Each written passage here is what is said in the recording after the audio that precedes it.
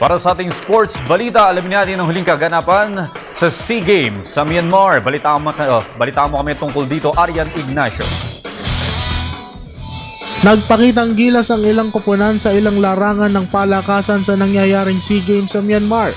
Tinambakan ng Sinag Philippine National Men's Basketball Team ang host country na Myanmar sa score na 118-43. At Pascual na may career high na 20 points, habang si Mark Bello naman ay may 17 points.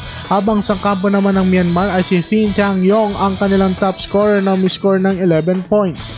Dahil sa impressive win na naitala ng Sinag team, natuwa ang mga Filipino fans dahil doon lamang sila nakakita ng larong Pinoy na lumamang ng 75 points kontra sa kalaban.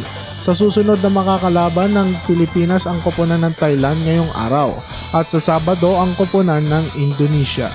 Samantala, nasungkit ang pang-apat na gintong medalya ng Pilipinas sa pamamagitan ni Pinay swimmer Jasmine Alcalde sa Women's 100 meters freestyle event.